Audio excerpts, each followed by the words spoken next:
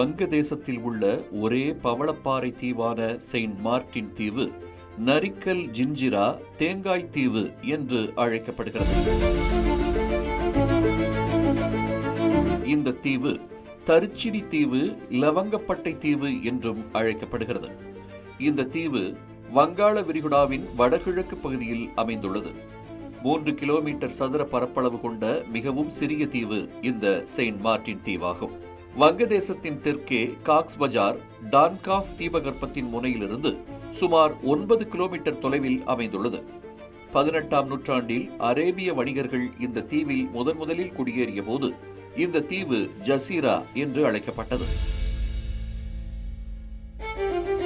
ஆங்கிலேயர்கள் ஆட்சியின் கீழ் சிட்டகாங்கின் துணை ஆணையரின் பெயரால் செயின்ட் மார்ட்டின் தீவு என்று அழைக்கப்பட்டது. 3700 மக்கள் வசிக்கும் இந்த தீவில் மீன்பிடித்தல், நெல் சாகுபடி, தென்னை விவசாயம் மற்றும் கடற்பாசி அறுவடை ஆகியவை முதன்மையான தொழில்களாகும். இந்த தீவில் உற்பத்தியாகும் விளைபொருட்கள் உலர்த்தப்பட்டு மியான்மருக்கு ஏற்றுமதி செய்யப்படுகிறது. வரலாற்று ரீதியில் பார்த்தால் 1937ஆம் ஆண்டில் மியான்மரிலிருந்து பிரிந்து பிரிட்டிஷ் இந்தியாவின் ஒரு பகுதியாகவே இத்தீவு இருந்தது. 1947ஆம் ஆண்டு வரை இந்தியாவின் ஒரு பகுதியாக இருந்த இந்த தீவு இந்திய பாகிஸ்தான் பிரிவினையின் போது பாகிஸ்தான் தனது கட்டுப்பாட்டில் இந்த தீவை கொண்டு வந்தது. 1971ஆம் ஆண்டு நடந்த விடுதலைப் போரை தொடர்ந்து இந்த தீவு வங்கதேசத்தின் கட்டுப்பாட்டில் வந்தது.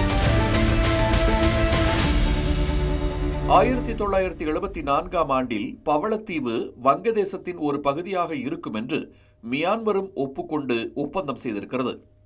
அதன்படி மியான்மரின் கப்பல்கள் வங்கதேசத்தின் கடல் வழியாக இந்த தீவை சுற்றியுள்ள நாஃப் ஆற்றுக்கு தடையின்றி செல்ல அனுமதி அளிக்கப்பட்டுள்ளது.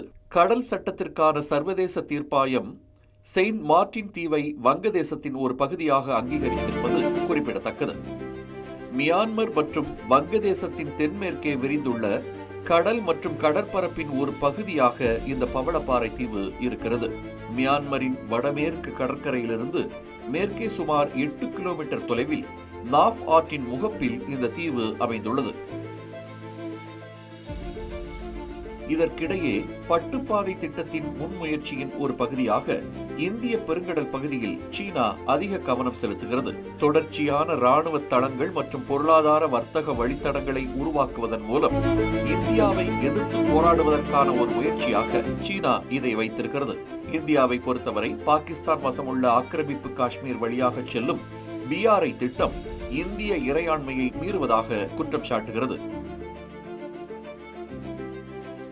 இந்திய பெருங்கடல் பகுதியில் சீனாவின் இருப்பு அதிகரித்து வருவது அமெரிக்காவுக்கும் கவலையை ஏற்படுத்தியிருக்கிறது.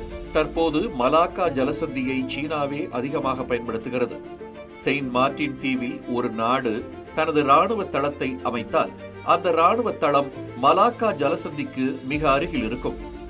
செயின்ட் மார்ட்டின் தீவில் ராணுவ தளம் அமைக்கும் நாடு அங்கிருந்தபடியே சீனா மற்றும் மியான்மரின் நடவடிக்கைகளை துல்லியமாக கண்காணிக்க முடியும். மேலும் சீனாவுக்கு எதிராக இந்தியா என்ன நடவடிக்கை எடுக்கிறது என்பதையும் கவனிக்க முடியும். இந்திய பசிபிக் மண்டலத்தின் பல பகுதிகளில் சீனா தனது ஆதிக்கத்தை நிலைநாட்டி வருவதால் சீனாவின் ஆதிக்கத்தை கட்டுப்படுத்தவும் செயின்ட் மார்ட்டின் தீவில் ராணுவ தளம் பயன்படும். இந்த காரணங்களுக்காகத்தான் அமெரிக்கா இந்த தீவில் ராணுவ தளம் அமைக்க விரும்புகிறது. தனது ஆட்சி காலத்தில் வங்கதேசத்தின் முன்னாள் பிரதமர் கலிதா ஜியா இந்த தீவை அமெரிக்காவிற்கு விற்க திட்டமிட்டதாக குற்றச்சாட்டு எழுந்தது. எனினும் வெள்ளை மாளிகை இந்த குற்றச்சாட்டுகளை பலமுறை மறுத்து வந்திருக்கிறது. இந்தோ பசிபிக் கடல் பகுதியில் தனது ஆதிக்கத்தை நிலைநிறுத்த அமெரிக்கா விரும்புகிறது. அதற்கு வங்கதேசத்தின் செயின்ட் மார்ட்டின் தீவு அவசியம் தேவைப்படுகிறது. செயின்ட் மார்ட்டின் தீவை ஒப்படைக்க மறுத்ததால் அமெரிக்கா தம்மை ஆட்சி அதிகாரத்தில் இருந்து வெளியேற்றியதாக ஷேக் ஹசீனா குற்றஞ்சாட்டியுள்ள நிலையில் இந்த விவகாரம் குறித்து அமெரிக்கா இதுவரை கருத்து தெரிவிக்கவில்லை.